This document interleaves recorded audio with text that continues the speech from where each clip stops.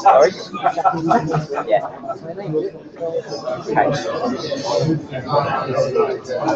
Chris, what do you want to do? Come in and start it? Sideway. Yeah, I was just saying, if you do that, it's going to happen.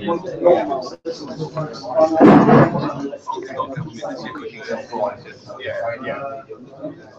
He's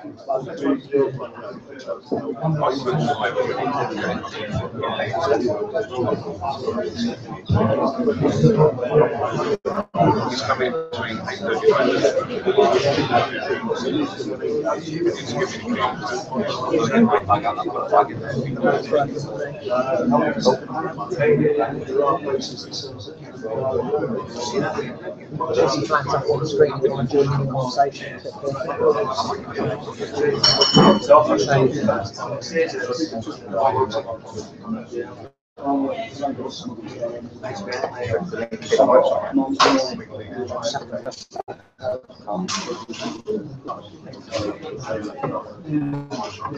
Okay, oh, crikey.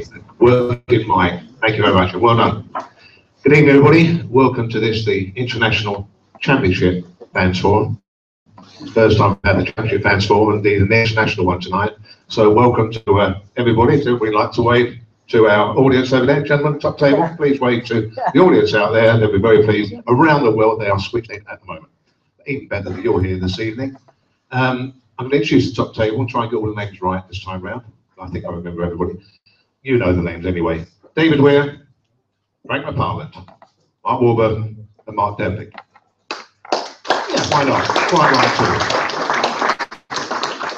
too. Before we go any further, I've been asked to make a presentation, and it's from you, the supporter, although the guy in the front gave it to me, and it's a presentation to the gentleman on my right, direct right, for winning the championship, or taking the championship, coming into the championship last season. I would have expected a better gift than this, but apparently it's one of the few pins you've been getting so far this season, and it has got Warburton on it, so it's yours, Frank.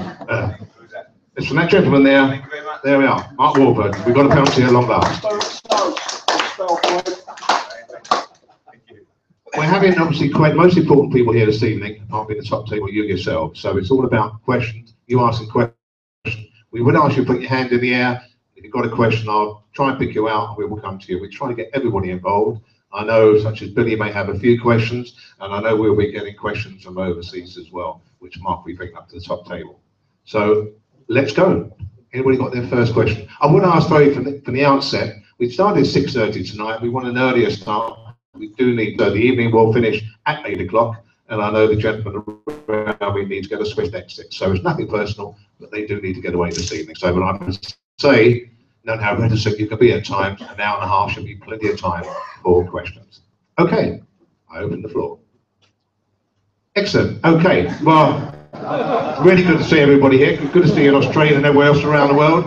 Very quiet here. If you've got any questions out there, don't be afraid to contact us. In the interim, this gentleman at the front. Are you able to say anything about the latest developments on the new stadium? Mark. I'm looking around for Brian Burgess, and he's not here. Thank you, Brian, for the latest on the new stadium. Is he around? Reese is here. I'm here. Reese, do you want to update? I can do a little bit, but Reese, you're welcome to. My throat is killing me, so you come and. It sounds like it's me then. Yeah. I'll fill in some gaps, Reese. Come on. So on the stadium at the moment, the legal team, well, the project team are working very hard on the legal negotiations at the moment with our development partner to get the development agreement signed. So the development partner obviously is Wilmot Dixon. The construction program will depend on a few things. It will depend on the negotiations of the development agreement, the planning permission for the residential development, and the acquisition of some parcels of land that we're still tying up. So we are aiming to be in the new stadium for the 2017-18 season, and that's where we are. So we're just trying to sort out all the development agreement negotiations. Thank you very much, Reece. Thank you, Mum. Excellent. Any other questions, my gentlemen, ladies? See some, yeah. Yes.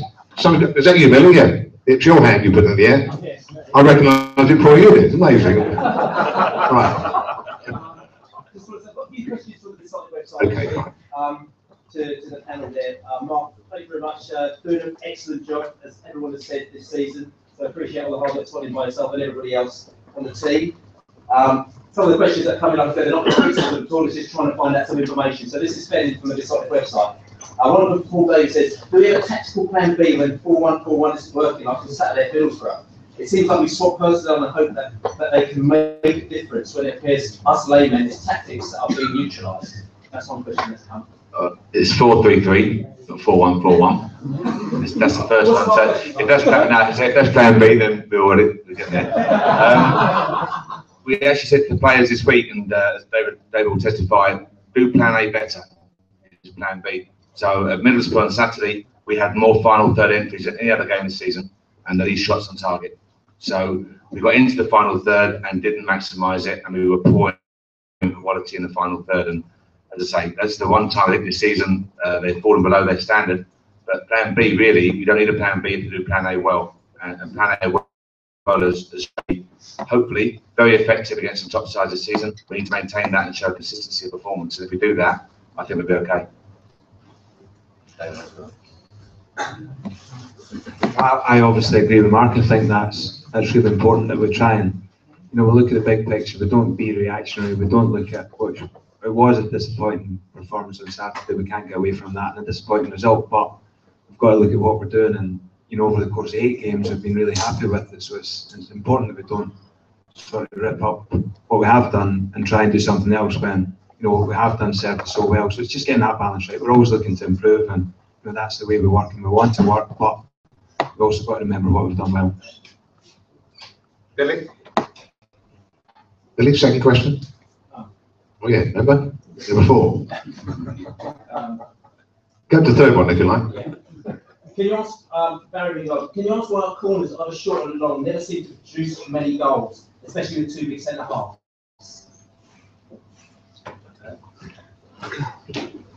I think, to be fair, that's a good question, and it's something we ask ourselves, and something we're constantly working on, constantly trying to get better at. And although you say we've got 2 big centre halves, I think if you look at us as a team in general, matched up against most teams, particularly in the Championship, we're very small. And we feel, as a coaching staff, that we've got to be creative to score goals. We've not mastered it yet. We're far from it. We're trying to improve both free kicks, corners, throw-ins. All the things that happen within the game that we can be better at. But I think just throwing the ball into the box and throwing 2 centre halves at it isn't going to work for us because we don't have the physical size. The physical presence that will do that. So we're looking at ways and means of trying to be creative and trying to be a little bit innovative in regards to scoring some goals. It's definitely, being really honest, an area we can improve on, but I can just say that we are trying to be better, and we're working at it all the time, and the players are as well. So it's an area of improvement. Rest assured we are working on it. Okay, and then very simple question. I'm trying to ask Moses Odebarju from Middle Six, a great talent. We've seen him flying up and down the wings. Is he a fullback or is he a winger? I think it's the right player, Billy. Yes, he's a brilliant. He played wide.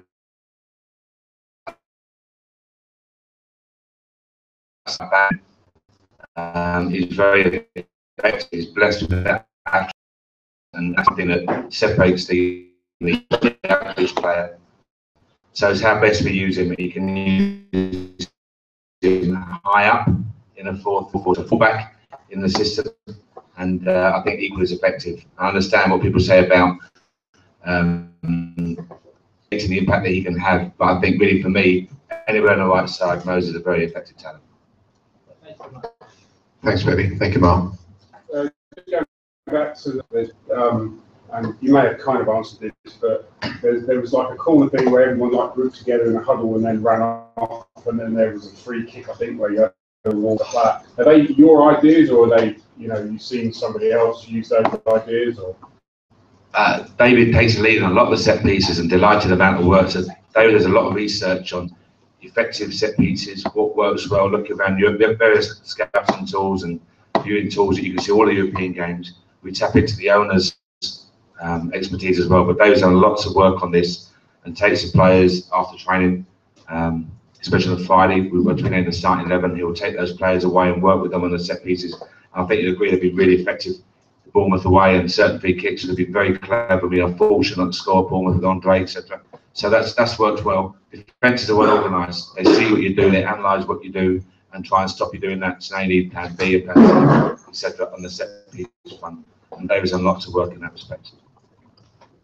I think we all do, the way we try and work is we also ask the players for ideas. So we're open to see previously and what different coaches and different managers they've worked with. And I think, football's been around a long time, and very rarely you come up with something that's not. The best ideas are usually, in my experience, stolen from somebody else. So we're no different. We're constantly looking. We're fortunate in regards to access to it's lots of information. There are lots of people who are willing to give us ideas, both on the staff, the players, with the playing staff as well into it. So we just try and take as many ideas as we can, try and use what we can, and try and be innovative on it as well. But we're also aware that now, because of the level we're at, everybody looks at what you're doing. So you've constantly got to be evolving, changing things, looking for edges, looking for different strategies to try and make you better. And unfortunately, we haven't scored yet, but as the manager said, we've been close on a number of occasions, and we'll keep trying to do the right things. We'll keep trying to work on it. We'll keep making the players aware that can be the difference sometimes between winning and losing. And it's definitely an area, as I said earlier, but we are trying to improve. Thank you, David. Thank you, David. Yes. When I went to live abroad, it took me about 3 months to feel comfortably settled in and understand what my job was and living around. In professional football, how soon should we expect professional players to adapt, playing with the businesses, etc.? We've got 2 members of staff here that have moved down from up north, and that doesn't count. Well, it does in terms of it's a different environment. London's a big place, and the players come down here, and the first question they want to do. Some of the guys have never been used to London, and they can't get. Scott Hogan couldn't get over the fact that London was busy. That's how he described it. He couldn't get his head around the fact that there's lots of people running everywhere. And we laughed at it, but that's the fact. So Scott and James Tarkowski coming down from fairly quiet places up north, it's new to them. But I think they've adapted to it really well. Even Moses is a London boy, a different part of London, and he has to find their feet and find their way around and get used to everything, different training ground, different environment, different food. It sounds to us, you think, well, it's not a problem, but it affects performance, and they're at the higher level of championship football now, and it does affect them, and making sure they're settled off the pitch is a big part of what we do. And all the work that Frank and his staff do is making sure Peter here, with his job in the player liaison, is making sure as best we can we look after them off the pitch, take away some of the worries and focus on performance. So it can vary. One guy can come in, could be like a duck to water. Other guys take 3 months, 4 months to adapt to it. The foreign boys, the Spanish boys, have been fantastic. But we don't really, it's difficult with them. They're ultimate professionals, don't really open up too much to you. Don't know us that well yet. But on the training pitch, they're magnificent. We're not really sure what they're thinking about the food and everything. It's a totally new environment for them. I've got to say, for what we see, they've been outstanding, but we're not sure how it affects their performance. Thank you, gentlemen. Peter, can I just follow on from that?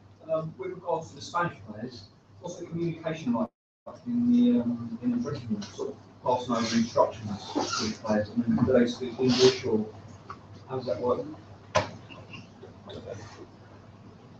In my opinion, we're fortunate in regards to we've got a group now. We've got 3 or 4 Spanish, Portuguese, that sort of enclave of people from that region. We've also got staff members who speak the language, so there is a ways and means of communicating in regards to probably some speak better English than others. John Terrell, who's came from Arsenal, has been over here a couple of years. He speaks perfect English, no problem at all. So he acts as a translator on some occasions. Marcus Tabar is a little bit older, a little bit more worldly wise. He's picked up the language really quickly. The younger lads are maybe a little bit slower, and they've only been here a shorter period of time, but they're picking it up. And it's important that with Peter and Frank and getting to know them and getting to know how they are away from the training ground as well, which is really important. That they're taking their English lessons, which they all are.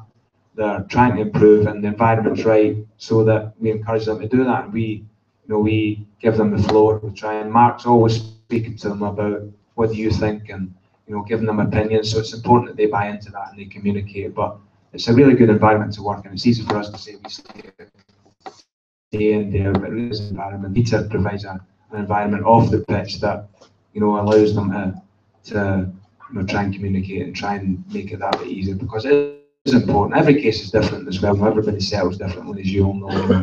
You might go somewhere that might be difficult, it might be easier, but we try and make it as easy as we can. And having 3 or 4 English, Spanish speakers helps definitely. What I would say on that question is the one problem they face is getting used to the intensity of English football. So they work really hard, as David just said. They work hard in the environment. They're ultra professionals in everything they do. They're magnificent to work with. What shocks them is the intensity of every single game, and that's I'm sure that goes on. Frank will testify, and David obviously work at the highest level. They would say that's the biggest culture shock to them. Just I wear glasses now, so I see pretty well from where I am sitting. And I particularly noticed against Norwich come along, it's like going into a pub. And you looking at me as soon as they come out in the park there, some of the old Norwich players, very assertive, aggressive. And Cormac, he stood up to them. But there's some of the others, they just, I felt they were intimidated by some of the Norwich players, and whether there may be a few Brentford players may need to go on a assertiveness training course. You looking at me, that type of mentality.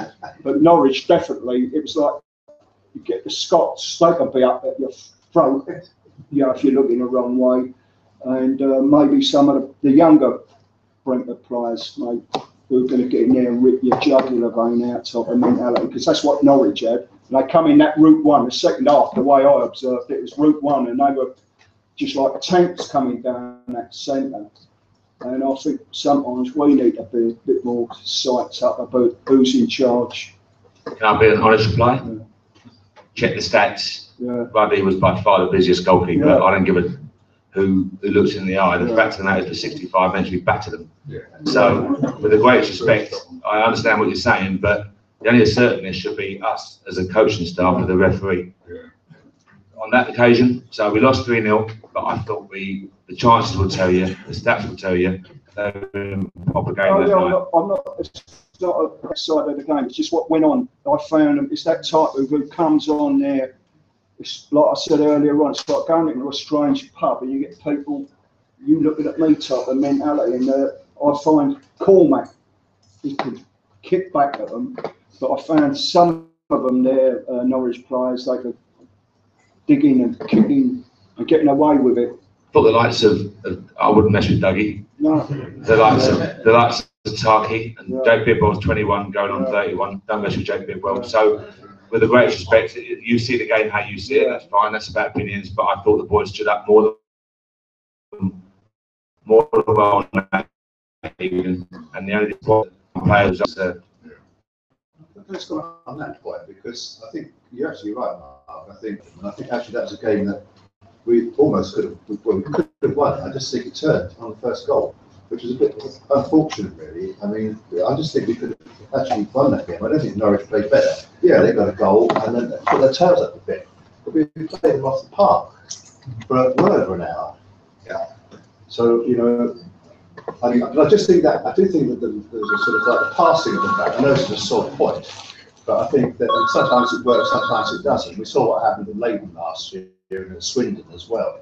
And I think it makes us very nervous anyway as fans when we see that. I know you've got like a system there. No, I think it's important. You can't try something, not say try something, you can't play a style of football and expect it to be perfect every single time. So all the times, all the good football that they've played, and they've created chances with Judgy and Pritchard and the attacking players. So once out of 50, it goes wrong. If that's the case, I'll take that average. But you know, the only way you get better is by a mistake, and you learn from your mistakes. So on that occasion, Tarky, I think, has been outstanding this season. He made the loose pass, and we got punished for it. But he'd be a better player for that mistake. Easy to say now, it's just a goal. But again, go back to the fact that Pritchard was at the other end and Simon Moses, and we should have had the decision. So, you know, Tarky's a better player for it. We responded really well to it. And as I said, the disappointing thing was we had a very poor decision go against us. Except the fact that there will be mistakes. There'll be more this season. There's no doubt about that. We'll have games we suffer again this season. But hopefully, if we can learn from it, we'll be okay. It was a magnificent performance. It was a good performance, yeah. Thank you. Gentleman there. Yeah. I just wanted to ask, obviously, you've got a group of players that were in League One last year and they're in the Championship now, and probably the highest level of play in their career. How has the coaching staff and the management kind of adapted their kind of approach to those players to try and get those players, up to speed with what the Championship demands are? Frank.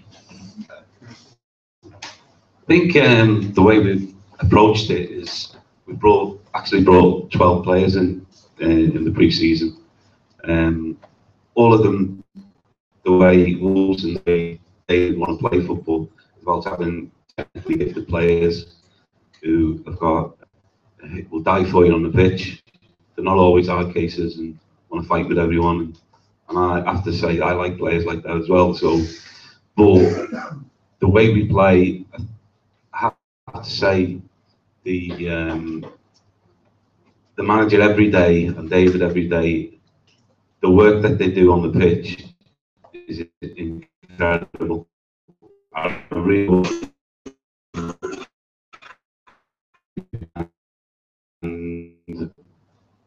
the likes of Judge, who is probably one of the best signings for the money that you'll ever get at Championship level. His enthusiasm, is the way he understands football and the players around him, and he picks people out. Every single day that I watch him, it's not just a Saturday or a Tuesday night. So it actually stems from the way we play football. It stems from Matthew Bennett. The way he wants his philosophy on football is the same as mine, is the same as David, and is the same as the managers. And we're a team that work very closely together. We speak every day between the four of us. Matt doesn't always speak. He's got me on this Skype now, which is you've got to be really clever to use. And I'm only just got into that over the last sort of month. I was actually going to ask for a rise because I'm using that. Because he Skypes you at 12 o'clock at night. I'm usually in bed, and you hear this bubble, and I was thinking, is that the missus or is it the computer? So we have really adapted well. I think the players have adapted well. The players that you bring in have to play in the system, have to be with our philosophy. We'll get one or two wrong, and that's if you sign 12 players, you're not going to get everyone right. And I'll never say we've made 12 perfect signings, but I think the way we do our due diligence with the players as well is as good as any club I've ever been with in my life at that level, and so we're really happy with it at the moment. Thank you very much, Frank. Gentleman there. Yeah, talking about players that you signed, Will Grigg, who was signed last season for presumably a fairly big outlay. I find it quite galling to see him scoring goals for Milton Keynes and 2 against Manchester United. I'm just thinking, has he got any future here? And if he has, can he get recalled in January? I know he's on a season-long loan, but what's the situation with him? Will needs to play football, and he's gone out to play football. And he's scoring goals. Delighted for Will. He's a great kid, and he's scoring goals. But the fact is, at the time, as I said, we had some. And the guys brought some players in. and Will needs to play. He's too good a player to be on the bench all the time, coming off the last 5 or 10 minutes. So the decision that's made is in Will's best interests and the club's interests, and we have an asset that's out there now scoring and hopefully developing. He's a young boy still, so he's scoring goals as part of his development. To quote Man United, so we said it's a weakened team or whatever, but the fact is Will's scoring goals from MK Dons and he's developing as a player. And if it suits to bring him back, then fantastic, we will do so. Could he come back in January? If it works for all parties, we'll do that. Thank you. Just in sort of sketches now, where we've got these really intense periods and then another intense period. Have you made any changes to sort of how you're doing things this season? Or how are you managing that? It's quite different from how you sort of played games last season. Yeah, they do come thick and fast. As you see now, we play Saturday, Tuesday, Saturday, and they're big games. The international break was new for us. So David and I and the staff sat down with Frank to pick on their expertise and their backgrounds, how best to utilise that international break. And what we decided was to play Saturday. The boys were coming on Sunday for recovery. Monday was a lighter session. They worked really hard Tuesday, Wednesday, but we classified sessions 1 to 5, 5 being the hardest. So it was a tough level 4 and then a gym session on the Tuesday, tough level 5 and a gym session on the Wednesday. Then they had 4 days off. And it's a chance for them to recharge and staff as well to get back and see families and whatever else. They were back in, as I say, on the Monday, Tuesday, working as normal, Wednesday, Thursday, Friday back in and the game. So that's how we used it. The result was a performance against Brighton. They looked really sharp in training prior to Brighton as well. So hopefully we'll chat, David and I chat with the staff and Frank obviously, and hopefully we used it well, but you know, only time will tell. Thank you, Mark. Yes. I know this is very wise after the event, but with Middlesbrough being a third very hard game in a week, do you feel in retrospect maybe you should have used a bit more of the squad to get some fresh legs in the team and the starting 11?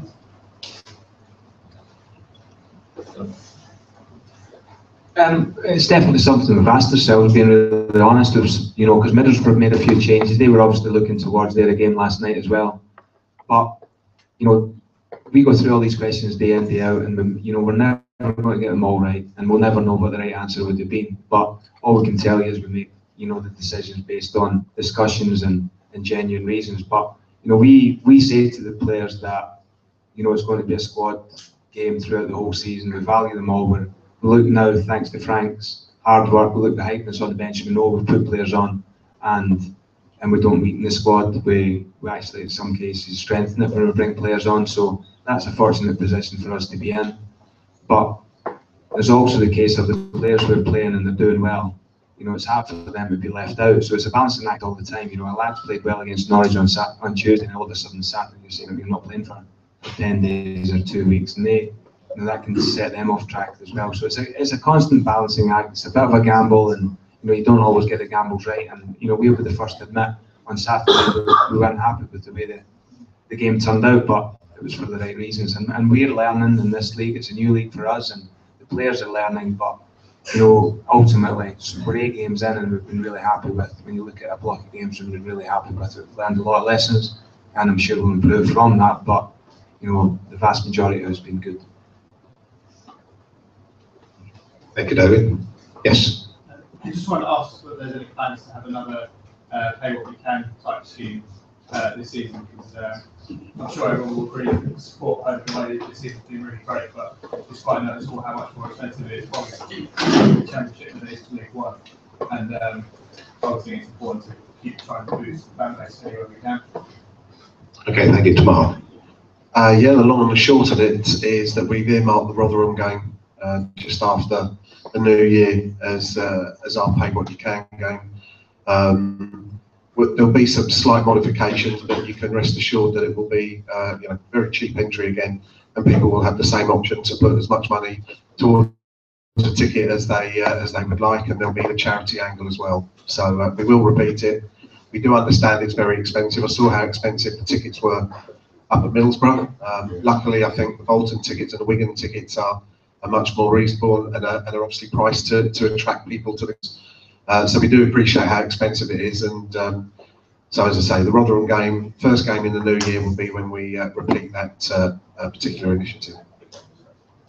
Yes. I think following on from that, I mean, sort of strategically for the club going into the new ground, first and foremost, I think you want to have a team that's playing stunning football. I think we're there. We've seen times on the pitch where you're going 30 years. I've never seen football like this at Brentford, and that's astonishing at times. It's jaw-dropping. But outside of that, looking at the club moving ahead, we're going to go, 10, 11, 12,000 gates at the moment. Looking at the new stadium, what's sort of the strategy for the club from an outreach point of view to begin to really capitalise on that with sort of work in the community and this added fan base that we've got, that we can get people down here?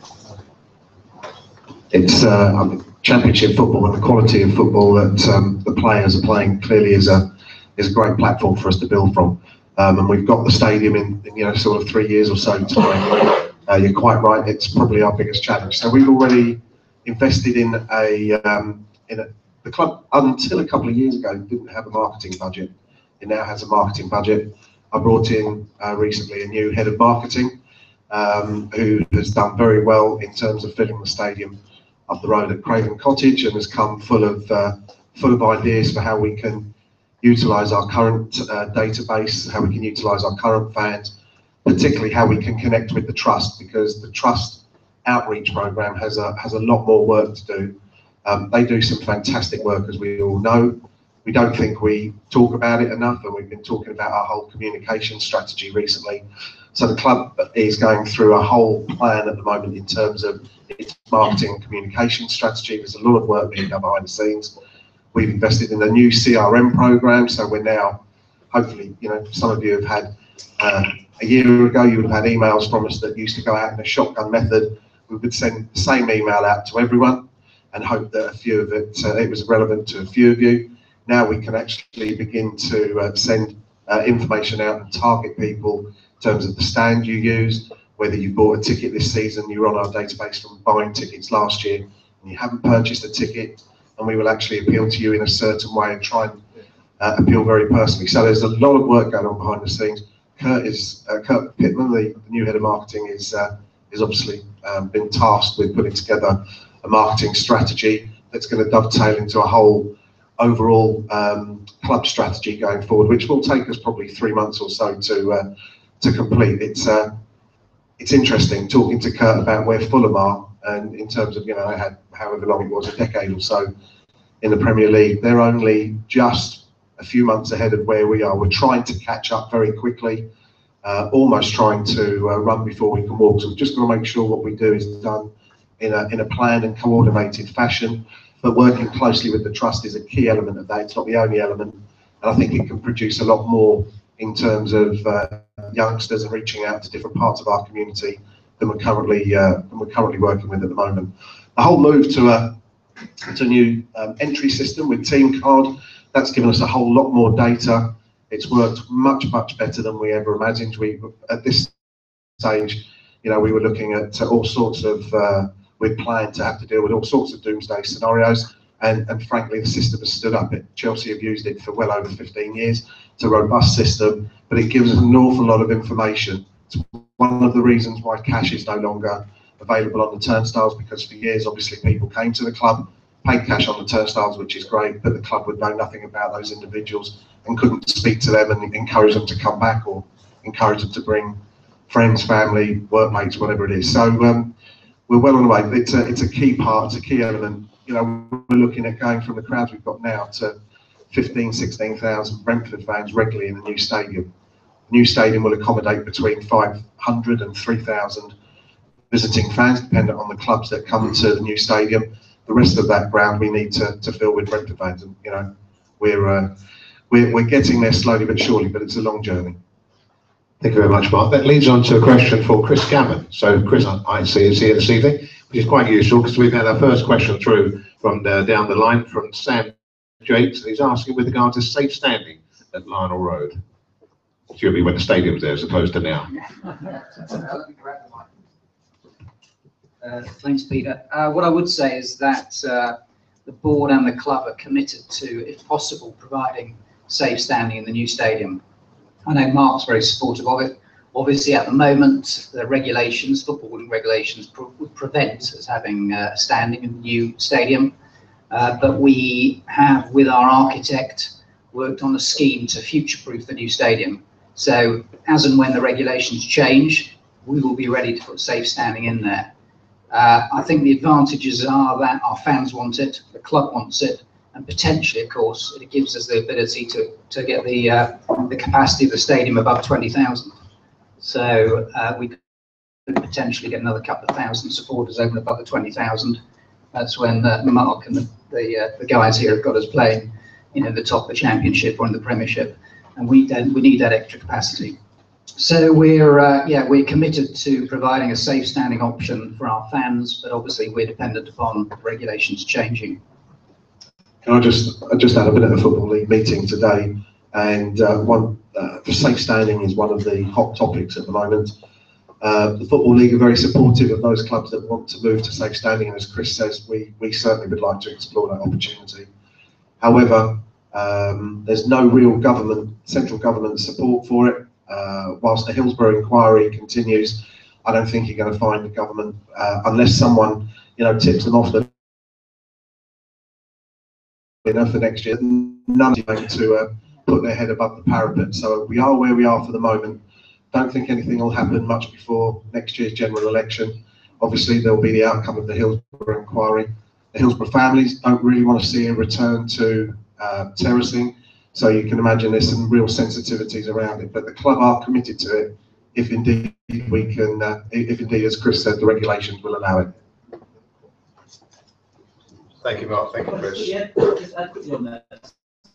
As well. Quickly, we talk about the regulation, talk about the government, like that. Is it possible that Brentford, because obviously we're moving to a new stadium 2 or 3 years' time, and safe standing has been talked about, and they're saying we can't do it for so and so reasons, but isn't there any way that we could maybe work with other bodies to lobby to say, can't we be the guinea pig for safe standing as well? We're going to be safe standing, because obviously they also need to see it in operation. And if somebody like us, a Championship club, hopefully, at a time, would that be something that we can actually maybe get through? Because what you're doing is doing it through as a bigger regulation, you're doing it through as a more of a guinea pig option. Billy, to be honest with you, Bristol City, they're obviously going through a stadium revamp at the moment, themselves up as a guinea pig, but it's such a sensitive topic, and I totally understand what you're saying. I mean, I think it makes sense. Safe standing and the rail seating that we've seen works really well in Germany and in Slovenia. It is safe, but there's the sensitivities around, as I say, the Hillsborough inquiry. And no one will be allowed to do it until it's the outcome of the inquiry is completed, and we do need central government for support. At the moment, I think there's only one. Last measure, Chris, unless it's changed, there's only one Premiership club, Aston Villa, who were even interested in exploring it. The rest of them would prefer to keep the status quo. So I understand your issue. We'd love to be a guinea pig club. One of the things we feel we stand for is innovation and not being frightened to leap in first rather than wait for others. But at the moment, you need legislation to allow you to do it. So we are really waiting to see what's going to that. Yeah, I would just add to that as Mark has said, we do see ourselves as a club who likes to promote new ideas. And given that we do have the capacity in the new stadium to provide safe standing, if there's an opportunity for a club to be picked as a guinea pig, to have a test, then we won't be slow in putting ourselves forward for that. Thank you very much, gentlemen. Thank you. That's a question to Mark Devlin, just about the away capacity in Brooklyn Park. What if all the clubs coming up? Is there any need for them to increase to like New Road? There's been reports that they might. Okay, I was waiting for this one to come along, so here we go. We did discuss board meetings last year. Clearly, there would be a short-term financial benefit if we had shifted visiting fans into New Road and brought and put Brook Road, made Brook Road a home stand. We thought about it long and hard, and it comes back to the question we had earlier. long term we want to build a fan base, and we felt that that would be the wrong move. We're very lucky to have a supportive owner that supported that decision, but it was discussed at 2 or 3 consecutive board meetings. Actually, probably we would have gone with that move, but actually we're looking to build a fan base. We also have the thorny subject of the dugouts. Mark and David and the rest of the team would be subjected to away fans. They'd probably never be, they'd never have any friendly fans around them and the dugouts can't really be moved until we move to a new stadium. So we thought about it long and hard. It does give us lots of issues, as we saw last Tuesday, because from a marketing perspective, we'd really like every game to be on general sale. We would like we'd like our marketing to spread the word wide, far and wide, so that people could come to Brentford, and by purchasing a ticket was as easy as possible. Sadly, I say sadly, but every game so far, including the League Cup game, every club that's been here has sold out their allocation, and they've pretty much sold it out in about 72 hours at most.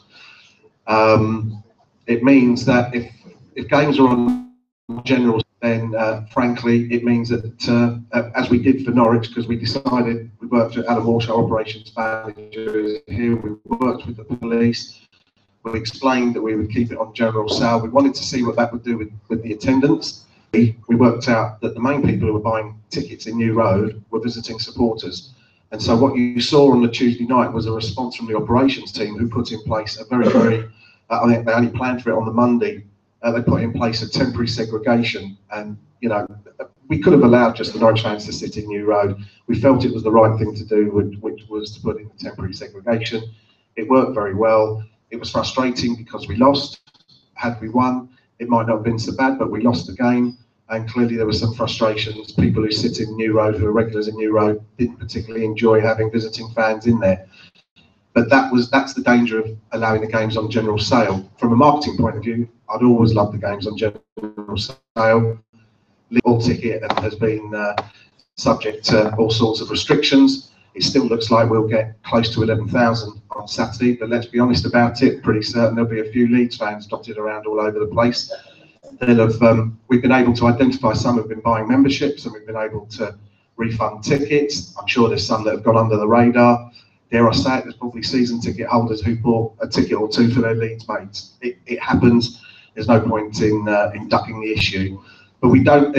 Norwich wasn't targeted as a game where we wanted to see more visiting fans come. But what is clear, and it's the same with Reading, we left Reading on general sale until Reading sold out their allocation. Took them about 2.5 days. And the same challenge, we've now had to make some restrictions there, which goes right against the whole marketing thing that we were talking about earlier. But if we don't do that, you're going to have clubs with an awful lot of visiting fans. One of the things we've got to do is work with our own fan base to find out how we can sell tickets earlier in greater numbers. And Kurt Pittman's already come up with a couple of ideas where we can target different parts of our fan base and get them to fill areas, come up with offers, just trying to bring, whether it's kids and families, getting season ticket holders to, as we're doing, I think, for the Sheffield Wednesday game, kids for £1 against Reading. So we're looking at particular segments of our fan base and trying to get them to fill the home areas, so that there is absolutely no problem in terms of going on general sale, because basically there's no tickets for visitors to sell. But if I tell you that the Fulham game, which we fully expect to sell out, at the moment we sell about 30 or 40 tickets a day for Fulham, because there is a perception, there's a culture. We've been a League One, League Two club for a long time. You were able to go to a local pub and wander in and pay your cash, and there wasn't much in the way of queues. There is a culture in late purchase at Brentford, which we have to work with the fan base to change. We'll look at being as innovative as we can to see what we have to do to change that. But what I'd hope is that, think games like Fulham, I'd hope that the fans would buy their ticket. Let's make sure that we've sold out the home areas before Fulham even go on sale with their own allocation. But that doesn't look to be the case at the moment. So that's what it's a challenge for us all to work with the fan base to do that, and we're going to have to be creative. Very concise answer. Thank you very much, Mark. I'd like to follow up on that. Thank you, A mate. few questions in bias, and the most have been about away fans, as you expect. And the only one that's not covered is, would season ticket holders be allowed to relocate to Braymore Road if this happened regularly? When you say happen regularly, if visiting fans are in New Road. If people want to relocate to Braemar Road, I'm sure we could facilitate that. As I say, I hope we can come up with a plan that means that we've actually got our own fans and our growing fan base going into those areas, so that's never an issue. But if ever a fan is unhappy that he's in a stand and there are a number of visiting fans in there, we'll always try and facilitate that. I think we're malleable enough to do that. Thank you. Yes. I was just wondering why we don't, as Southampton did in the cup game, and simply make it clear that away fans are not allowed in home areas and will be removed and were removed. Why can we not do that? We technically Kings, who came in last week, the ticket office will always try and make sure that they're selling to either a Brentford supporter or someone that's just coming to watch a game of football but isn't a follower of the visiting club. The reason for the temporary segregation last week, all we would have done is we would have put 200-300 people out on the street who had purchased tickets. They weren't badly behaved. None of us like to see them jumping up and down, enjoying themselves when they've just scored a goal. I totally understand the emotion of that. But the whole idea of the temporary segregation meant we didn't need to do that. They could be put safely in one area.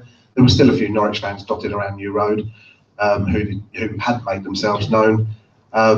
And an option would be just to remove them, but frankly, they bought tickets, they behaved. It's irritating having fans in there, particularly when they win the game. Understand that, but all we would have done is taken 200 or 300 people and put them on the streets. We don't have room. One thing you could do is reallocate them into Brook Road, but we don't have the capacity in there. Thank you, Mark. Another question down the line, Nick Baxter, and it's really a general question to anybody on the table. What's the target for the season in regard to league position? I think without it's a bit sort of unrealistic to give a target for the end of the season. The way we try and do it is we try and set targets for groups of games, and we actually ask the players in regards to what they think, try and put the ball in their court, what they think in regards to the next. Usually the group of games, 5 games, 4 games, or 6 games, just depends on how it falls. We try and put the ball in their court a little bit in regards to how they see the games coming up, and we're always, we'll have our opinions in regards to what we think. And Matthew Benham obviously is very, proactive in that regard as well. He's where he sees us in his world and how he sort of rates us against the teams we're playing. So it's a discussion, and I think it's a bit unrealistic to put a target in regards to the end of the season because it can be so far away. So we try and make short-term targets and try and motivate the players in that regard and give them incentives if they reach the targets, and try and be a little bit creative in that regard. So rather than saying where we want to be at the end of the season, we try and split it up and sort of in little blocks rather than the bigger picture. Thank you, David. Anybody else need to add on that? No? Okay, Frank? I think our job is, we're very long term at Brentford, all of us here. And I think we're putting really strong building blocks down. We're working hard with the first team. It's really important that we produce every week as we're doing, and I know the fans are happy with the way we're playing football. We're trying to bring that through into the academy. We want the academy to be a top academy where it's going to produce players for our first team. And with the kids who've got massive hearts who want to play for Brentford. So for us, personally, I'd love to see us consolidating in the Championship. Top half would be amazing. I'd be really happy with that. Matthew would probably kill us for saying whatever, but that's my honest opinion of it. But keep working with all the other aspects of the club, and Wolves and David have got a massive influence on what happens in the academy.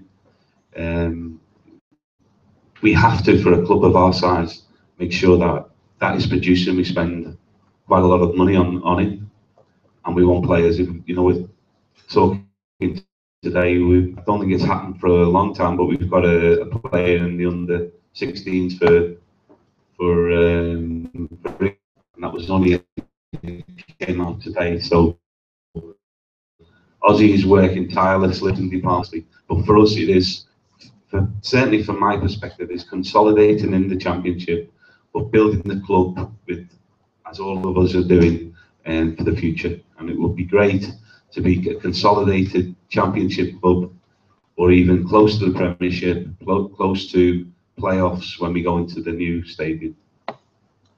If I spoke before the start of the season to 100 people, they'd phone me up. 99 of them said just survive in the Championship. 99 of them. And that's the honest, these are good football people or different backgrounds. They just said just survive in the Championship. But you don't go to the dressing room with the players that we've got and say just survive. That's the wrong message. You don't go in and say we're going to be top 4. So I just think every time you go and play and cross the white line, be the best you can be. If we do that, play the right way, we'll be okay this season. What okay is, I don't know yet. None of us know. But hindsight's a marvelous thing. But right now, if we can play the style of what we want to play in the right manner with a consistency of performance, we'll be in a decent position. Just talking about development, talking about development. Sean Walsh has asked a question again down the line. He's actually asked the best player in the under-21 team, but I think it should be more broad than that. And are there players coming through from the development that you can see in the next year or next couple of years really force their way into the first team squad? Young Montel Moore has done really very well, exceptionally well. Was outstanding in the development game earlier this week. But there's implications when the budget's increased. The first is the fans and likewise the staff want the budget increase to go and get high quality of players. When you do that, then it's hard for academy players to come through. So people say, "Oh, it's fantastic for the first team," but then Ozzy and Frank, etc., and the academy staff have now got to produce a better level of player to get in. And right now, we turn around and say to Ozzy, "We can get Alex Pritchard from Tottenham, or who have you got?" Alex Pritchard's now under 21 for England, but that's a challenge now. So 2 years ago, 2.5 years ago, they were trying to vie with people with loan from. Now they're vying with players like the Bidwells and the Forshaws and the Pritchards, etc. So George Savills of this world. So it's a tough ask for the academy. So we have got some real talents coming through in the younger age groups. It's a big ask for them, but they'll happen, and the best of the environment will be great. The chance to have it coming through. Thank you, Mark. Could you give us an update on Sam Saunders, please? And also, is Richard Lee injured at the moment? Yes, Sam's obviously been out for a while, and he's had a couple of false dawns in regards to recovering from that. So that's been disappointing for us because Sam was really important for us towards the end of last season. We missed him towards the end of last season because he can do things that other players can't, and particularly set piece and dead balls, and as we all saw last season. So he's working his way back. He's back out on the grass this week, which is pleasing for us, and we'll get him back involved as soon as possible. But we haven't really got a time frame on it because it has been complicated. It has been longer than we hoped for. So we're just giving him the time and balancing the time scale on it. We're just trying to get back as soon as we can when he's ready. And Richard Lee's a shorter answer. He is injured, yeah. So he's got a little bit of problem with his shoulder, but nothing too. Richard Lee? Sorry, Richard is injured. Richard's got a problem with his shoulder. Yeah, a little problem with his shoulder. Can I ask the management team just to talk about Forshaw and Saville? In the case of Forshaw, we've got some fantastic midfield players playing in the team now. It's crossed my mind about how we play and then of course Saville ended up going to Wolves, whether he was somebody that we would have considered buying. I'm happy with the midfield that you've got, but I just wondered what the thinking was. I think Frank commented earlier that one of the best buys we've ever done is Alan Judge. Fantastic piece of business by Frank and his team. And Alan, I won't give too much details away, but Alan Judge was considerably cheaper than some of the names that you mentioned. And it's about value. It's about value for the club and making sure that it fits into our style of play. George Saville, Adam Forshaw, fantastically talented players. But likewise, Pritchard and Judge and Moses, young Stewie Dallas has come on leaps and bounds and will get better and better. And it's all very well having these players, but if there's no pathway for Stuart Dallas, how's he going to ever improve? Likewise, Yotta's come in, a tremendous talent, and they have to be given opportunities to play and given time to adapt. So that's the balance that David spoke about earlier. He's given them the pitch time at the right time, but there's no easy games in the Championship. You look at you could have looked last year. There's 1 or 2 games. You say, well, I can afford to make 3-4 changes here, and we'll be okay. Now we just go Leeds, Watford, Reading, Wigan, Bolton. Where's the respite, so to speak? So it's difficult for them, But as they're very talented players, but I think it's good business being done by the club and value for money. If we think it's good value, we'll do the business. Thank you, Mark. While we wait for another question, there's another one here from down the line from Elliot Evans. He asked a specific question, but again, I'll make it a bit more general. He asked about Tony Craig forcing himself back into the starting lineup. It's really how do players force themselves in the starting lineup? I think it's a fairly obvious answer, but maybe to you, David. I think first of all, Tony's been really unfortunate in regards to being out of the team because he had really put a foot wrong. Circumstance dictated that he got sent off. He lost his place. Harley came in, and he did well when he came in. Tony's trained well every day subsequently. If you get to know Tony, you'd know you expect that response, and that's exactly what he's done. But we as a staff have got a decision to make week in, week out about the best team for each game. And as we said earlier, we always say to them that it's going to be a squad game. Every game's going to be different. We'll pick the team based on what we feel is the best team to win that game.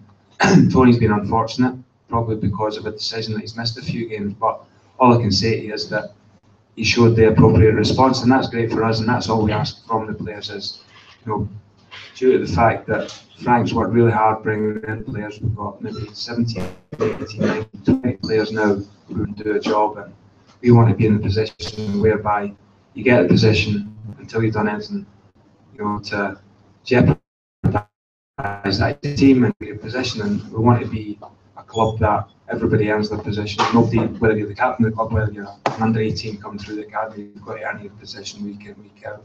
And that's the environment that we want to create. So, you've got to make tough decisions on that sometimes. And Tony being left out has been a tough decision because of how important he's been to us on the field, and obviously how important he's been to us off the field. So that's something we don't take lightly and think about all the time. And we make the decisions for the benefit of the team, and sometimes the individual suffers for that. Thanks. I think no matter what club you are and you're not in the team, you're not happy. Simple as that. Everyone wants to play, but the most important thing for any player at any club is to just work so hard in training. Give the manager a real decision to make. So even if you're struggling, you're not playing well, you just work so hard that you think, oh my God, what an attitude. I don't think any of us ever take the ball home or, think they're too good enough not to be dropped. But if you're not in the team, work hard, be a top professional, do things right off the pitch, be respectful to your teammates. I've known at other clubs, players go in and say they're not happy about them not playing. Well, the guy who's in the position, give him the respect of he's in the position for the right reason. And I know Wolves is not going to leave someone out if he doesn't think it's the right decision. And he discusses it with all the staff. Unfortunately, Wolves get to the sack at the end of it, because that's what happens with managers, or they go to better clubs. But one thing with him, it's not just his decision on things. At the end of the day, it is his final decision, but he discusses it with everyone. He just doesn't say he's not going to play because of X, Y, and Z. We have discussions every day about everyone in training, how the players are reacting to what we do in training, and it's a real, very, very professional environment we've got. So we're really happy with it as well. Thank you very much, Frank. Yes. Particularly in the home games this season, personally speaking, I found some decisions that have gone against us from referees. To be quite frank, disgraceful. I appreciate this might not be a forum, particularly as we're being recorded, if we're able to express your complete opinion. But how do you feel that's gone this season? And obviously, we saw you all on the pitch at Norwich. How much are you able to kind of give back to officials, and do you feel that they respond in an effective manner? And obviously, I appreciate you not able to answer it in the way that you might want to. I'm not allowed to swear, am I? The process is you can't confront the referee on the pitch. You can go and speak to him afterwards. Let me jump back to the last question David answered. How does Tony Craig feel when he sees Lewis Dunk at Brighton? After 12 minutes, dragging back Andre Gray, gets the yellow card. Tony Craig gets a red card, loses his shirt, very well, and Tony has a paper for games. So you can imagine what's going through his mind. I agree. I spoke to the head of referees, and actually they're coming down to see us on Saturday. to be our guests at the game. So absolute fair dues to the Football League. They've responded to it. You get inexperienced referees and more experienced referees. It should even itself out over the course of the season. We've actually had some inexperienced referees so far this season. I do think we've had some very tough decisions, to be polite. Very tough decisions. You think about Jake Bidwell, 1-0 with Birmingham, and Jake goes down the left and gets dragged down, and we don't get the decision. Alan Judge before it, etc. The Lewis Dunk one, etc. And then go on. I think there's 6 or 7 this season.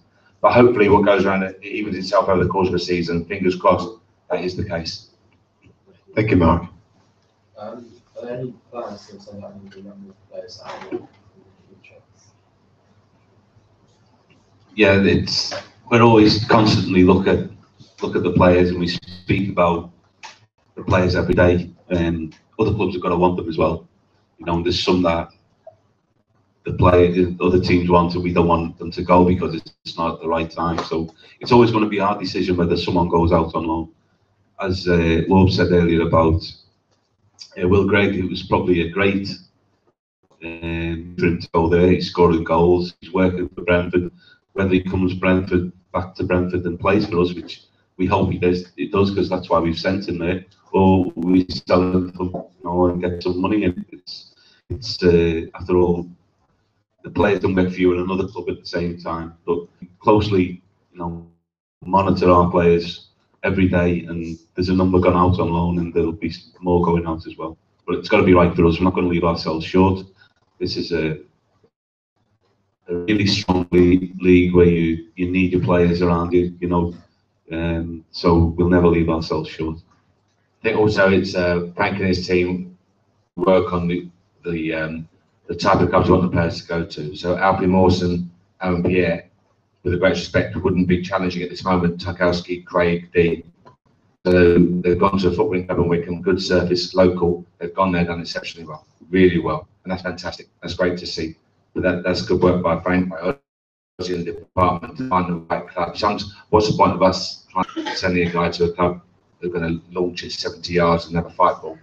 So it's about finding the right club to continue the development.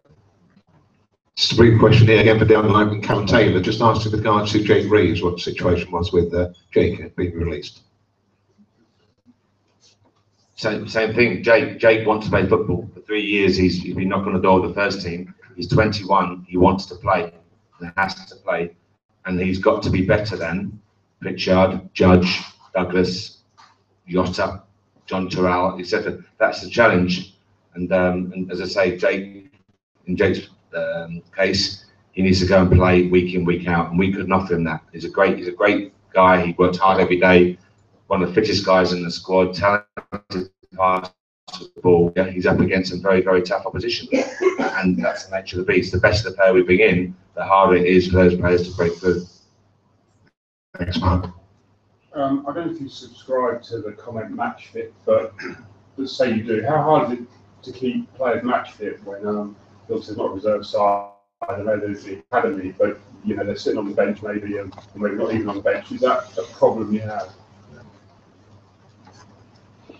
It is a problem, I think, because never ever can do now, thanks to being promoted and Matthew being so supportive. We've got data now from GPS systems and heart rate monitors that we can test the players that play in the under-21 games, so that the senior players can still play in those development games and get match fitness from there. We can get the data from those games and our pre-season games, whereby we know the distances they cover, at what intensity, what speeds, and we can replicate that within training sessions. So you're never going to be able to replicate a match, the sort of feeling going into it and the feeling after it, and all the things, the psychological things and other things that go with it. But physically, we know within our training sessions, as close as we can replicate the feeling of a Saturday afternoon game of football. So we're fortunate in respect of we can to a certain degree replicate it, but we're also aware that you can never fully do it, because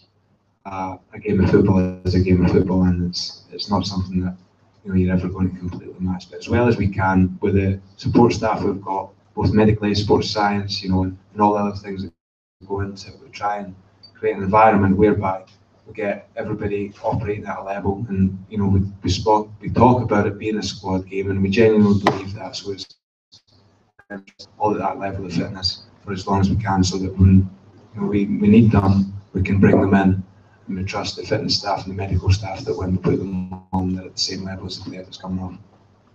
You would be amazed at what the players are told information-wise now. There's no hiding place for the players. I don't mean a big brother watching it scenario, but the players can, David, myself, Frank, can see every minute, every pass, every sprint, every jog, every area of the pitch they've worked in. It's amazing information. Tap into it and utilise it.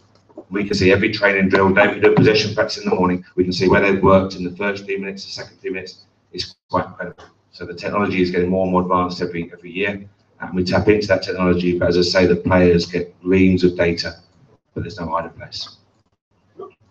Just, I was going to say, I mean, Matt, in terms of that technology, where are we in terms of other clubs like in the Premier League using that technology? Is that something that we're ahead of, or where would you? We're up with the best clubs. Obviously, resources in some of these analytical departments are huge, but we've got some very talented staff. Neil McClargy is one of the best in the country. He's outstanding on what he does, and his staff he has. And David and I and the staff will receive so many reports, staggering reports, the day after a game. As I say, every touch, every run, every movement, every area of the park they've covered, you can see. We'll pick up a map now of the opposition and see where the fullback passes to, who receives the most passes. You can kill yourself like a library, the amount of information, but you have to pick out the best bits of that information. That's the trick. Thank you very much. I'll be with you in a moment. Jump in there. Yeah, a question really about the strikers. Every league game this season, you've had Andre Gray starting, and I think he's been incredible considering he was conference football and he's come straight into championship football. But are there any thoughts about getting anybody else in on loan to supplement that? Because Bettina hasn't had a start yet, and Proswich hasn't had a start, and I wondered what the thinking was behind, you know, the next, you know, up until Christmas. Are you happy with the current state of the strikers? Yes, happy as in Andre, not surprised by him. He's powerful, he's raw, and sometimes you can have a more experienced striker. So Nick Proswich has been outstanding in training, but the physicality of the league, I think they'd want to face a taller striker as opposed to that raw, hungry. I'm not sure what Andre's going to do. Andre's not sure what Andre's going to do half the time, and I mean that in the best way. He's a reactive street footballer, and sometimes you need that. And his levels have come on leaps and bounds from when he first joined us. David will testify in our first week of training camp. He was out after the first possession practice. Luke Mark was there. He'll remember it. He literally did 10 minutes of training with the boys, and he was blowing parts of his body he shouldn't be blown out of, really. And as I say, that was where he was then, and he turned to him, and the staff would work with him to where he is now. But Nick Proswich is hungry to play. Patino's a young boy, he's a goal scorer. Scored again with the development squad. He's a goal scorer. But as you mentioned earlier, he's got to learn how to deal with the intensity off the ball. So where you play in Portugal, you know, he can score his goal and walk around for 2 minutes, score another. That's how it is. You can't walk championship. And it's that he's adapting really quickly. He's a great kid, and he will be very effective for us, but he's got to be given time. Thank you.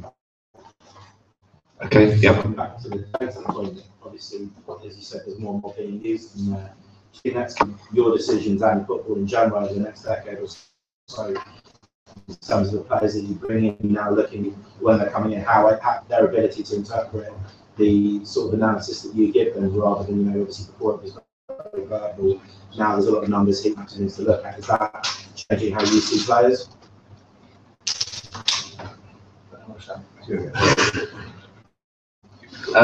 Two things. One, how we see players and how they see themselves as well. So I think some of our players have been staggered by how much data is available. But as I said, the trick is for the players and for us as coaching staff to take out what we think is valuable, because you can get swamped with data, literally swamped with data. So it's what works for you, because you can have every pass from every portion of the pitch, and it's the relevance to how you play. So we can look at, if we're looking at midfield player, for example, how would he compare to Douglas, to Pritch, to Judge, to Moses? If we're looking at fullback, how does he compare to Whitwell, to McCormack? Ground covered, number of short-term sprints, heat maps, distribution maps. as I say, it's us. The skill is for us taking it out, and the skill for the players is taking what they need to improve as players. Thank you. I just wanted to ask what the current relationship the club has with Wigan Athletic and our ex-manager, because I was quite interested to hear comments made by Matthew Bennett recently on the Q&A where he said he was quite disappointed where Wigan conducted themselves, and also he made a quite interesting comment where he said that apparently really doesn't believe he owes the club anything, and in terms of coming in to sign our players, he says that's just business, and I find that quite a disappointing comment. Yeah, I suppose when previous the previous manager, they always want to come back and have a look at players and think, there's something in this contract, and Matthew will know more than us on that. But the thing for us, it's quite flattering for us to know that we've got some good players that other people want. I don't think any of us have got a real problem with Rossler. He's doing his job, we'll do our job. To the best of our ability, he's gone to what he thinks is a bigger club, and that's where he's gone. He's probably got a lot bigger budgets and things like that. And all we can do really from our bit is to concentrate on what we do. We play. Some of the fans are saying the best football they've ever seen. It certainly looks different from when Rossler was here. Wolves and Dave have got a real philosophy along with Matthew, the way football. They're not really bothered about other people at other clubs. Let them get on and do whatever they want at their clubs. Let's see how they do in the end. And we'll continue to work for you, work hard, try and play good football, and let's do it on the pitch. Good answer. Last question, and it's just slightly kind of a Wigan effect to a certain extent. Obviously, we were prepared for the beginning of the season, and a few days before the beginning of the season, we obviously had a transfer request coming from Adam Forshaw.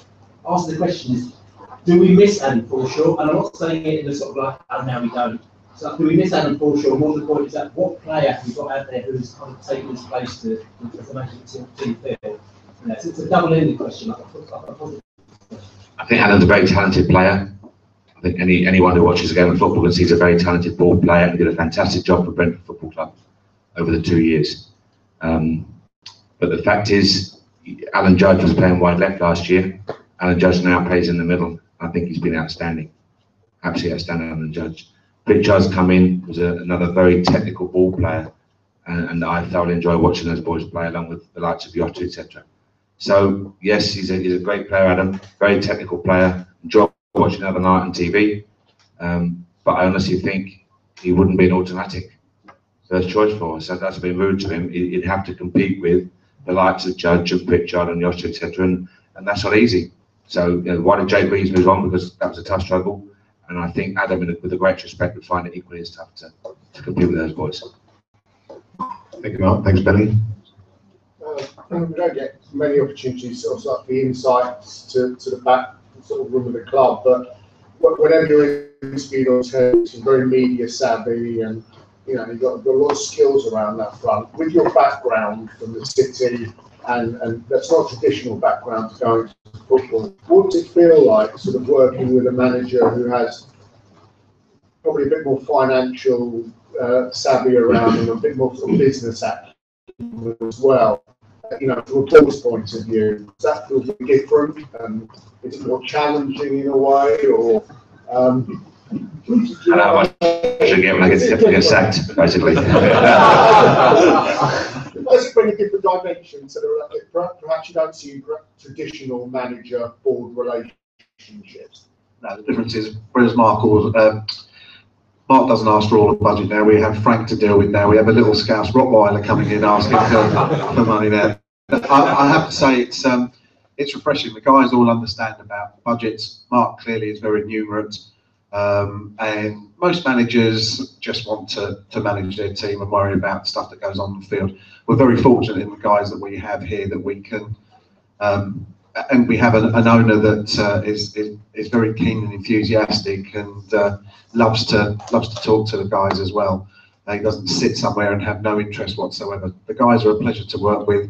and they do understand. And I genuinely think the club is all pulling in the same direction on and off the field, and it's a pleasure to work here, really. Absolutely. I think the key is good enough will keep on asking for more. So medical team will bang on the door and ask for more, and the analytical team will ask for more PCs and more interns, and they constantly keep pushing. So Frank, in charge of football, has that problem, and then Frank in turn himself, they will go to the board and ask them for more. And obviously it's the board's job to say no, but the fact is that people who've got some really good staff here, it's not just my back, we have some really good staff in various departments, and they're constantly pushing, and that's what you have to have. It's the board's job and Frank's job, and obviously the owner to say no certain times, but I want the staff, I'm sure Frank does, and David wants the staff to keep asking. So that's a very important part of what we do. Okay, yeah. I was really interested by reading the Noah name the book. I thought it was a good example of Brentford actually being ahead of its time in the way of scouting. Just wondered how with the academy, it seemed I haven't read much news about how that's progressing, the new buildings and everything. I wonder if you can comment on how that's going, because the plan would be very heavy, but how it's going. Yeah, I think we're looking at that very closely. We've got the window out the way in at the end of September. I'm working really very closely with Ozzy at the moment. We're looking at doing a number of new things that'll come out in the next few weeks. Really happy with some of the players. Down below in the young age groups, we've got some incredible young talent. The dome is working every night in the dome. So there's a lot of good things happening. My background and Wolves' background, and also David's, we've all worked at academy level. We know what we expect, and we expect it. So we'll be fine-tuning. I don't think there's major stuff to be done at the academy. There's some fine-tuning that the three of us talk about it every day, and we were working really hard on that. And I think by this time next year, even the academy will have kicked on a lot again. Thanks, Frank. Yes. Can I ask a bit more about the boy from Sporting? And you said he can take a while to adjust. He's only here for a year on loan. What's your thinking on that? I mean, are you thinking he's going to stay on beyond that point, or do we not need a support for the centre forward position that can be effective away? Yeah, to be fair, I would have took Suarez before him. That's for sure. But the situation we're in is we've seen him a lot in the next gen. That Wolves is running the next gen. Played against Liverpool when I was there and scored, absolutely battered us on about 3 occasions. So it was one that we know he can play, and he can play to a level. It's a real, Matt Benham is one who has a little bet every now and again, and he is a little bet. So you're right, not really startable. We've got him in on the line. So we were all, Mark and Lisa were working unbelievable hours to get that one done, and we really thank them for that. So he's not the finished article. We'll see what happens with him. We know he can score goals. We need to get the ball into the box for him to score goals, and he needs to play. And we'll see how he does. But we've got an excellent relationship with Sporting Lisbon. So by taking the boy anyway, it's helped that relationship. They're really keen. One of the coaches has been over already, and we've had meetings. They're looking at how he's settled in, and they're really keen on having a relationship with us, which is another reason to bring a player from abroad. We've been speaking with Barcelona because Wolves has got great contacts there, and we've had a number of meetings with them over things for the younger players. So sometimes you'll take a player and he won't always play, and he won't play in every game. But I'm sure Coutinho will play his part in this season. I think we mentioned last year that transformed that in League One we can't access those players. We just can't. In their eyes, it's League 3, Division 3, and they'll never send their young talents out to Division 3. In the Championship now, we've got a chance with some of those players. So occasionally, the likes of Sporting will give you that one player, and it's almost testing the water to see how he's looked after, game time, etc. You're not getting, without being rude to any of that, but you're not getting the absolute £50 million talent, because they're in the first team anyway. But you need to look at it, and we have to look after him. He's a very talented boy, and as I said, it'll take time. It's adjusting to the intensity of the English game, and it's a huge culture shock.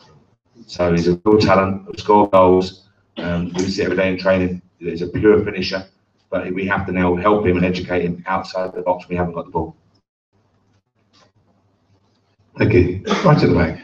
For the new stadium, are they looking at better services like for hard subs, for easy service and drinks and food subs? We could pay you to get it over, so I really get it. It's terrible quality, but if they actually improve the services, like better quality and even pay a little more for it, then they go back to the club. In terms of catering, yes, there's an awful lot of work has gone into planning of the catering facilities at the new stadium. We've got specialists in all areas, working with Chris and Brian.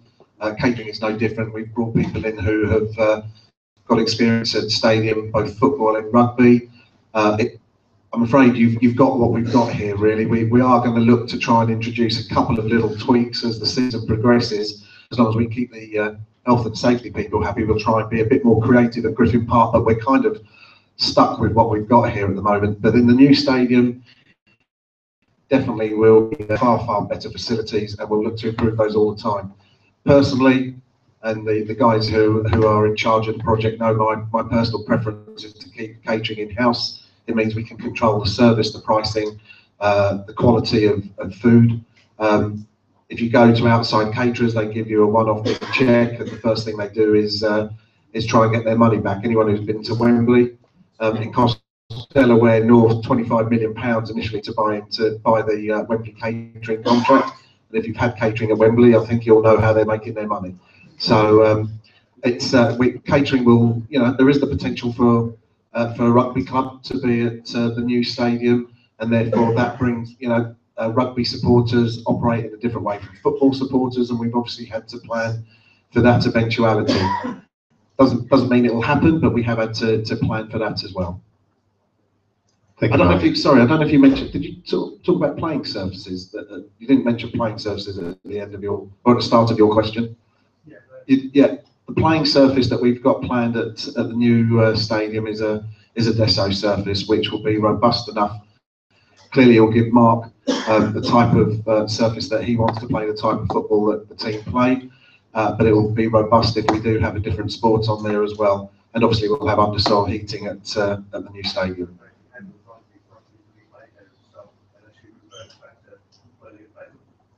Sorry, I can't quite hear you. They could actually be able to play rugby and stuff, and that stage could actually load out for games of rugby and stuff, and actually find out to make. Yeah, the size of the playing surface and the runoff areas will allow us to have a professional rugby union side there, if that's what happens. It may happen, it may not happen. We'll still move to a new stadium with or without a rugby union partner. Thank you, Mark. Thank you. Any more questions? Well, I've got another question here from Daniel Toppin. This is rather more tackle one. Want to know why she's from getting down the several players up at corners when we're having trouble defending them. That's the question put by Daniel Toppin. The truth David mentioned earlier about the physicality of our players. With the greatest respect to our own players, Pritchard and Judge are not going to come back and mark the 6'4" giants that they have to go up against. So it's really how best to utilise it. And it is a game of bluff sometimes. And it is being confident in your goalkeeper to come and gather and collect and release. And we're happy doing that. We've got some very talented ball players, the likes of Moses with his pace. We want to try and dominate, win the first ball. And I'm amazed that teams bring 11 back. They bring 11 men back, they win the first header, and they always lose the second ball. There's no one there to get it. So I'm always staggered when I watch teams bring 11 back. Some bring 10 back and leave one up. David's played at the highest level, and he might tell you how he sees it from a central defender's perspective. But we win that first ball with 11 men back. It's always coming back in again, and you're more disorganised with the second ball than you are the first ball. So we like to vary it 2, 3 up, what we may do. We may bring 10 back sometimes, but we look to vary it, and we look to hopefully use it to our advantage when we can. Thank you, Mark. Yes. Yeah, just a question. Going back to the referees. Presumably they all get assessed. Does the club see the assessor's report, and does the club actually submit its own report on the performance of the referee? Yes, we do. Every game we have to submit a referee's report. We mark on the perceived difficulty of the game, key decision making, general control of play, the surface of the pitch. Everything that comes would be relevant to the referee, and we mark the referee accordingly. And if we mark below a certain level, we have to submit a report, and that gets read and questions asked, etc. So we do have an impact on it. How many reports have we submitted this season? Below the level or above the level? I know at least 3. Yes, probably more than the entire last season. Mr. Magley, Sorry? Mr. Magley. Amongst others. Benny, you got another question? You've got a nice problem to add in that you've got 3 very good central defenders for 2 positions. I'm just wondering what the difference do you feel between the 3 players that you've got out there, and how do you choose between one player and the next? I mean, obviously, Craig with the red card and he's been out for a while, but you're obviously 3 very good players you've got, and how do you choose? I think we constantly assess them. I think day in, day out in training, we look at how they're performing. We look at obviously the previous games. We look at the opponents that we've got coming up and who's most likely to suit that opponent, which is an area we've definitely increased this season in regards to analysis of the opponents and how in depth we go in that. Rather than last year, primarily we concentrated on ourselves, we backed ourselves in regards to having good enough players to worry less about the opposition. But we've got extra people in the analysis department now, so we can look a little bit more in depth.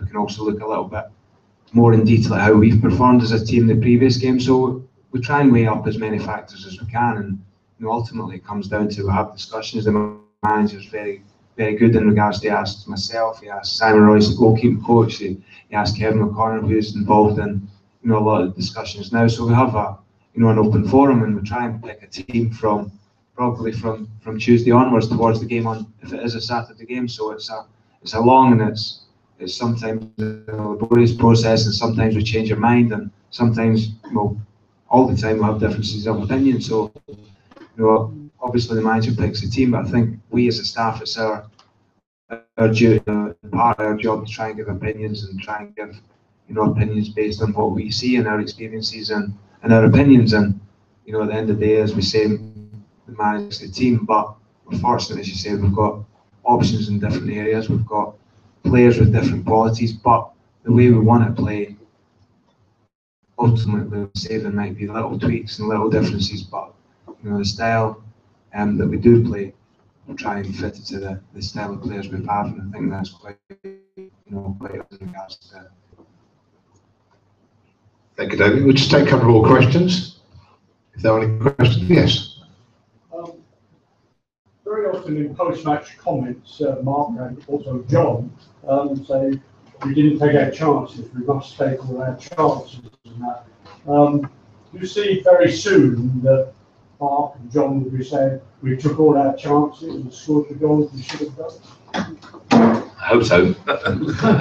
Very much. Now, it's just we talk about the margins more, and you get fewer chances and you have to capitalise upon them. As I say, we go back to the Norwich game, we created a lot of chances, and Ruddy was a big goalkeeper, but the simple fact of it, the blunt fact is we didn't score, and we have to look at that and recognise it. So we got into good positions. So yeah, you're right, we do say that a lot. I think in League One last year, you can afford to miss 3 or 4, knowing you'll get 2 or 3 more chances. In this league, you might only get 4 or 5 chances the entire game. So we're aware of that. We do a lot of work with the players on finishing. As I say, I hope very much that one team will pay the price for that sooner rather than later. But it's up to us to be able to recognise the importance of that. All the nice football you play, goals change games. The matter of confidence. I don't think so. I don't think our players lack confidence. Andre Gray and those guys certainly don't lack confidence. But as I say, everything moves to the next level in terms of quality of defenders, quality of goalkeepers, organisation, and it goes right as David's analysis. All these teams you're playing now have analytical departments, abilities. You're playing bigger clubs with bigger budgets and better level of player, and we've got to recognise that and respond to it. Mark? Mark, how do you prepare for a match against an opposition where the manager's changed and you don't know a lot about the manager or what they're going to do? Or with great difficulty. We spoke today. David and I did analysis today with the players, and again, David and I. So our normal morning will be to sit down from 7 onwards with Neil Mack, 7 to 8, spent with the analysis department, and then the players come in at 9, and we prepare the analysis with them. And if you can go to them and say they'll play 4-3-3, they'll do this A, B, C, and D, that's great. But Blackpool away is a prime example. We didn't know what to expect. New manager, we didn't know what to, we actually said we don't know. Leeds might play 4-4-2, they might be 4-3-3, they might be 4-4-2 diamond. We just don't know. So all you can do is make the players aware of it and highlight the strengths of the individuals within that framework. And so the players know how to. You can change formation straight away. They're well trained to, like, if you have to drop players back or. I hope very much, especially if you're at home. Our intention is to try and dominate play, and therefore other teams should dominate, should change their style to try and counter us. That's how we hope it will go. But all we can do is highlight the strengths of the players. So, for example, Saturday, Dukawa is the physical 6'2", 6'3" player. That's a cutting from the left-hand side, except that the players will be aware of that. The football world is aware of that. There's no secrets there. So the players log that and look at their watch analysis of the individual players and be prepared for Saturday. What formation they play, we'll find out at 3 o'clock. But that's all we can really do. Okay, right. Final question, Ben. No, just what I said, just to that same point about Leeds, the Kryptonite is actually only has 6 players on the bench instead of 7, because apparently 17 is the magic number for Leeds. Their owner can't stand 17. So if a player is born on 17, he sacks him. If he's 17 stone, he sacks him. Apparently he freaks out on 17, so that might be a bit of a tactic you can use.